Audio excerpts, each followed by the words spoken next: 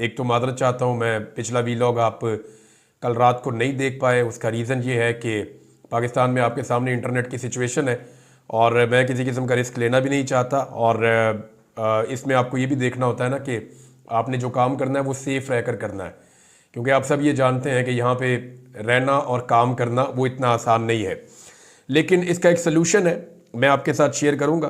पाकिस्तानी रियासत जो है वो अरबों रुपए खर्च कर रही है सिर्फ नौजवानों को उनकी राय देने से रोकने के लिए, कि आम आदमी जो है वो अपनी बात ना कर सके, सिर्फ अशराफिया अपनी बात कर सके सोशल मीडिया के ज़रिए से। तो पाकिस्तान की जो रियासत है वो इसके लिए अरबों रुपए खर्च कर रही है, लेकिन ये अरबों रुपए अगले 24 से 48 घंटों में ज़ाया हो जाएंगे। और उसकी वजह सादी ये है कि नौजवान हर चीज़ का हल निकाल लेते हैं। आप जो मर्ज़ी कर लें, उल्टे लटक जाएं, सीधे हो जाएं, कुछ भी करें, इसका हल निकल आएगा। मैं आपको अभी कुछ चीज़ें थोड़ी देर में बताऊंगा इसी वीलॉग में कि इसको टैकल कैसे करना है या मुझे कितनी समझ आई है। अच्छा जी, लबनान के अंदर ये बहुत अफसोसनाक खबर है, मैं आपके साथ पहले शेयर कर दूं। इंटरनेशनल फ्रंट से लबनान में बड़ा खौफनाक अटैक किया इसराइल ने, वहाँ पे बमबारी की है और बड़ी ज़बरदस्त गोलाबारी हुई है। इसके अलावा गज़ा में भी इसराइल ने अपने हमले को तेज़ किया है और 2 घरों के ऊपर शदीद बमबारी की है। अब इसके नतीजे में गज़ा में 13 बच्चों समेत 30 के करीब फ़लस्तीनी शहीद हो गए, जबकि लबनान में 40 से ज़ायद लबनानी मुसलमान जो है वो शहीद हो गए। तो 70 से ज़ायद मुसलमानों को शहीद किया इसराइल ने एक दिन में। ये अपनी कार्रवाइयाँ बहुत तेज़ी से आगे बढ़ा रहे हैं।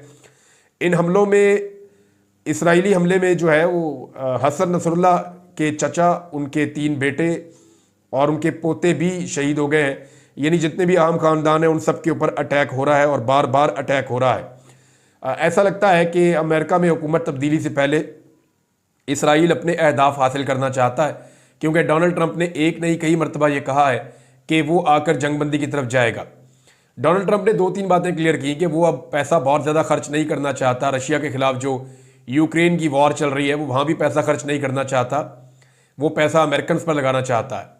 और वो मशरिक़ वस्ता में भी लड़ाई नहीं चाहता, और मशरिक़ वस्ता में इसराइल अपने अहदाफ हासिल कर रहा है। अभी उनके पास बाकी 2 महीने बचे हैं।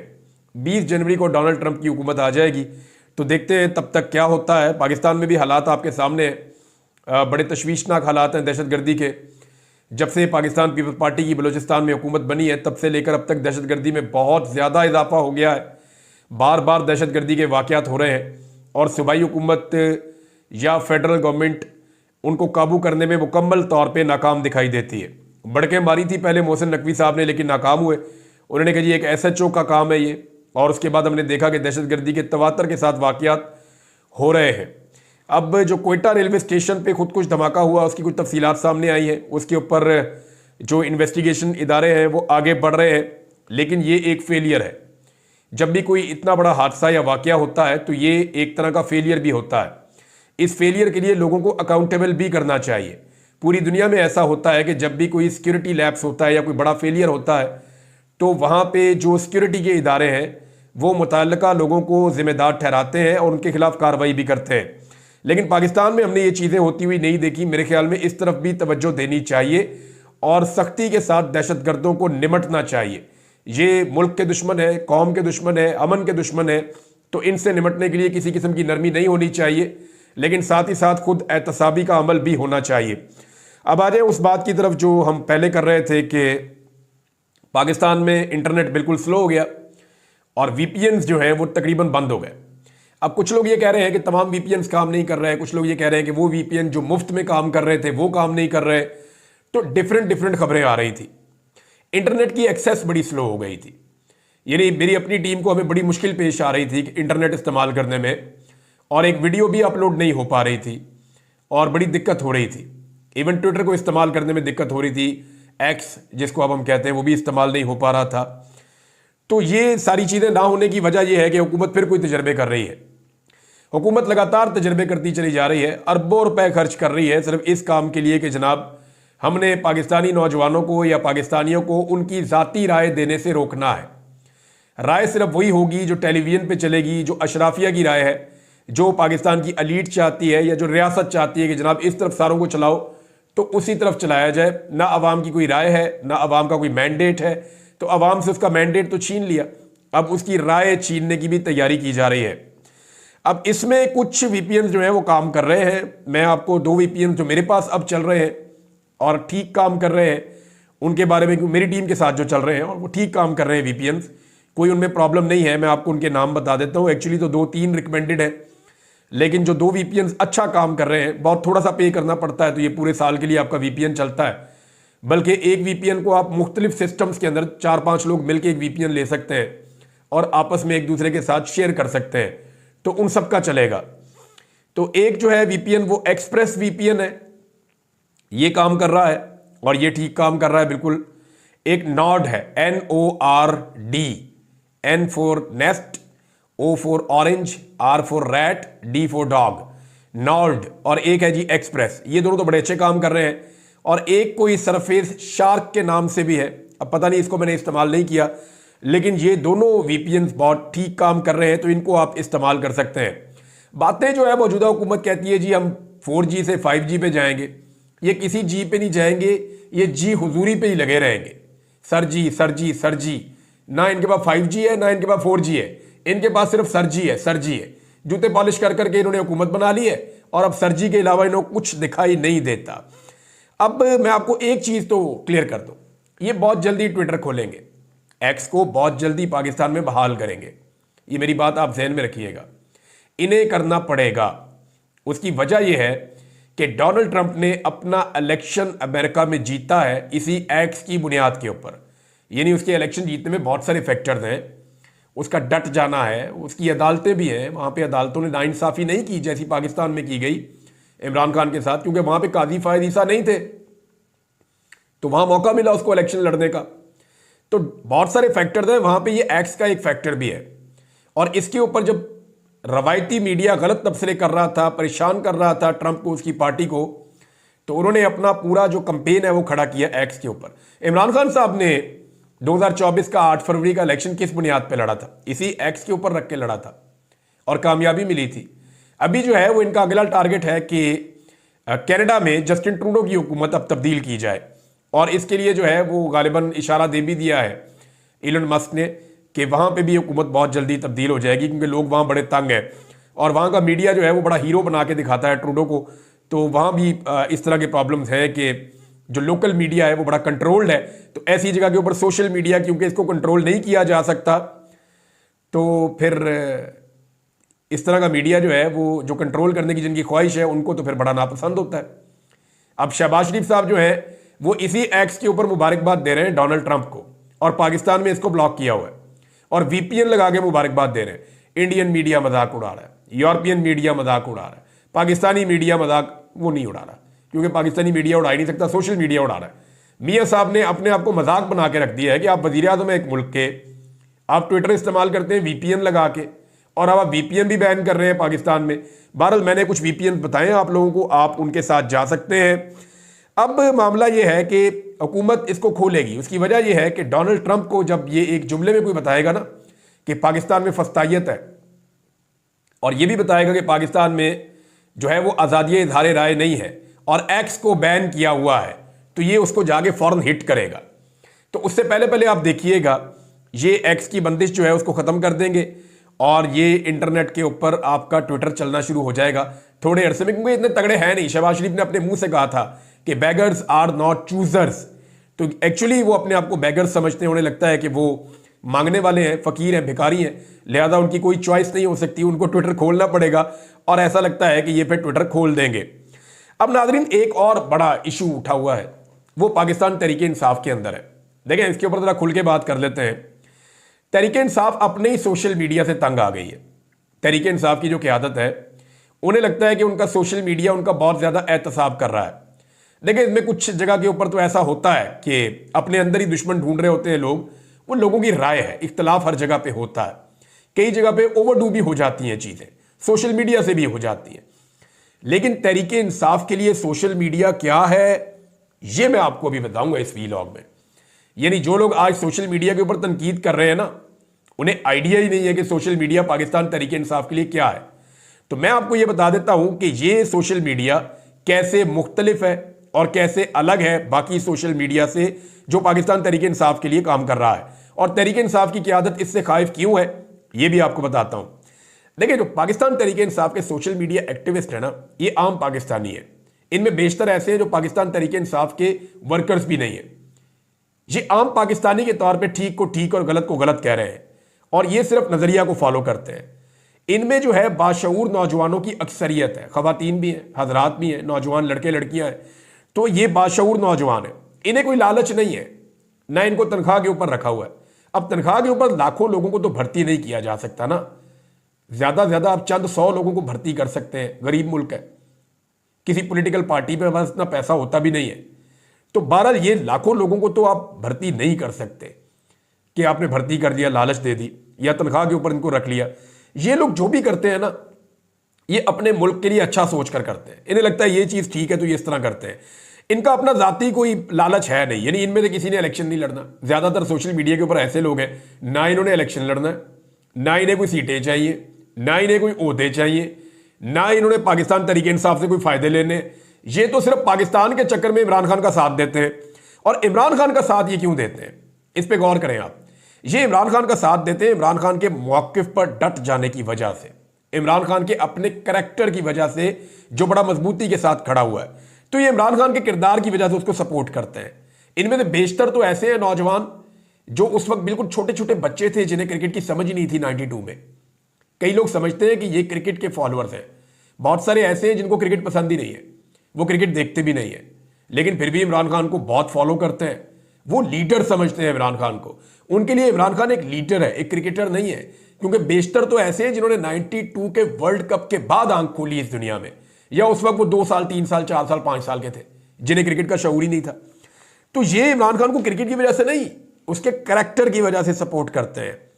और बिल्कुल स्ट्रेट फॉरवर्ड किस्म के लोग हैं, ये किसी का उधार नहीं रखते। यानी इन्हें इस बात से फर्क नहीं पड़ता कि ये कितना बड़ा आदमी है, या कोई मिनिस्टर है, या कोई बड़ा ओहदे पे बैठा हुआ है, कोई गवर्नर है, कोई वजीर आजम है। इन्हें फर्क पड़ता होता तो ये एस्टेब्लिशमेंट के साथ टक्कर ले लेते। इन्हें फर्क पड़ता तो ये वजीर आजम के साथ टक्कर लेते। कभी इनके पासपोर्ट ब्लॉक होते हैं, कभी इनके घर वालों को तंग किया जाता है, कभी इन्हें उठाकर भी ले जाते हैं, कभी इनको ब्लॉक कर दिया जाता है, कभी इन्हें कोई नुकसान, कभी कोई नुकसान, लेकिन उसके बावजूद ये पीछे नहीं हटते। अगर ये बुज़दिल होते और स्ट्रेट फॉरवर्ड ना होते और आपसे डर जाते तो ये बहुत पहले बाकी लोगों से डर जाते। आप इन्हें डरा नहीं पाएंगे। दूसरा ये है कि ये अमीर और खानदानी रईसों के गुलाम नहीं है। इनको सबसे पसंदीदा नारा इनका यह है कि जी हम गुलाम नहीं है। इमरान खान के पीछे इसलिए चलते हैं। तो अमीर है, कोई खानदानी रईस है, कोई पुराना सियासतदान है खानदानी, इनको इस बात से कोई फर्क नहीं पड़ता।